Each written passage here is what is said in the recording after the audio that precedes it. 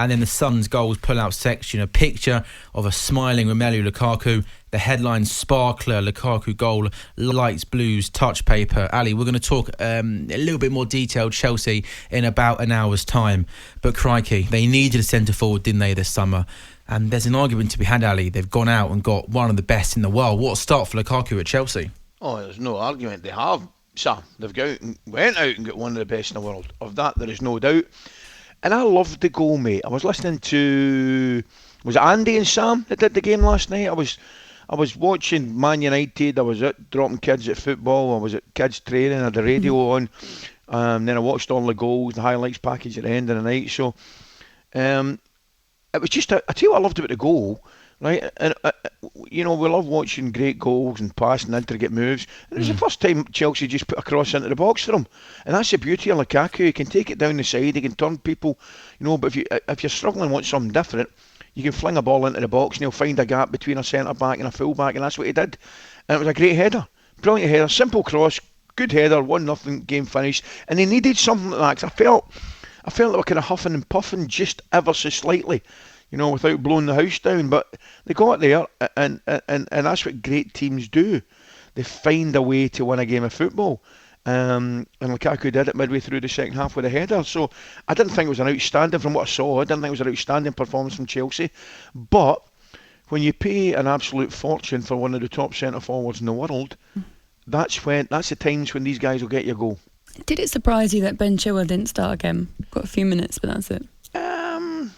And I asked that because Marcos Alonso is playing a lot of football at the moment, and the argument for Ben Chilwell not to be starting was that he was mentally tired when he came back from the Euros, had he not played a game there, obviously. Just find it strange now. I know what the reasons are, don't you? No, well, I think he's given us his reasons for it. He thinks Ben Chilwell is mentally tired a little bit, and he thinks Alonso's had a great pre-season. I wouldn't be reading any more into it than that, to be honest with you. I don't know, Ali. I think there is. I do genuinely think there is. I don't know. I don't know what it is, but I think Alonso's played a lot of football, and I think they usually rotate a fair bit, don't they? A lot of football since when? Since the start of the season.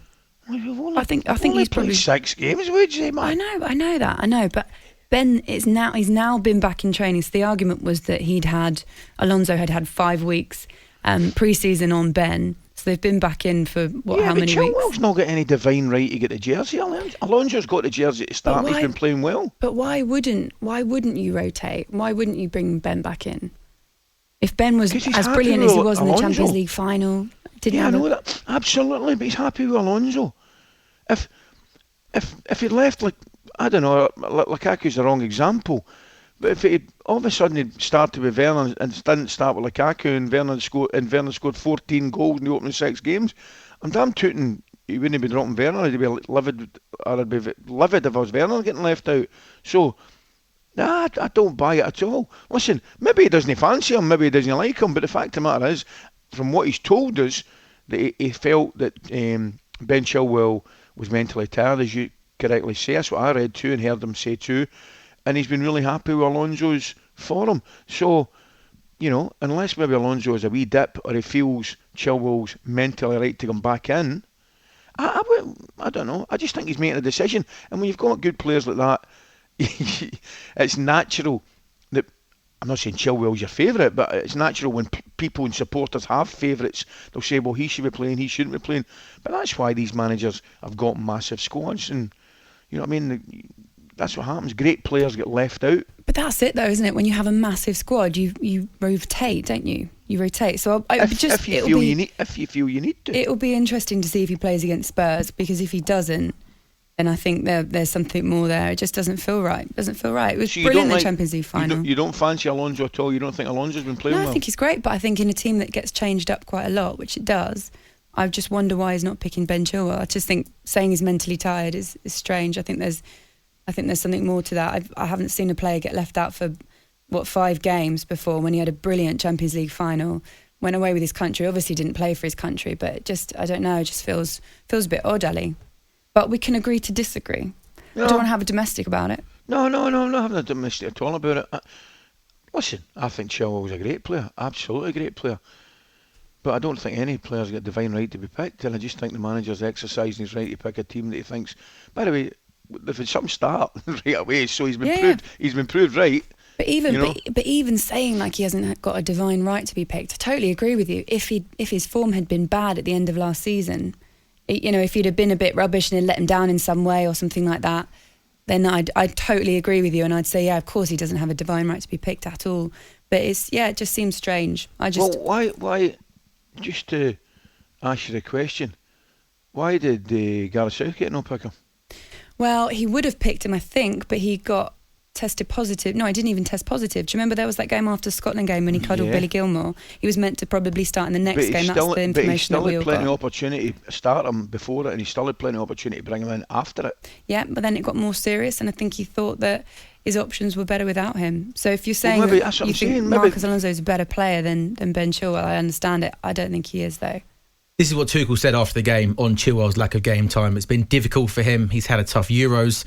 I felt he was mentally tired when he returned. Alonso was here in pre-season and took this opportunity so well. We had talks with Chile. He has to be patient and keep on training. So I think it's a culmination of two things, isn't it? As we spoke about yesterday, perhaps Thomas Tuchel, after a tough summer, doesn't think Chilwell was ready for the start of the season. And then what hasn't helped Ben Chilwell, Ali, as you rightly mentioned, is Marcus Alonso has had a really good start to the season.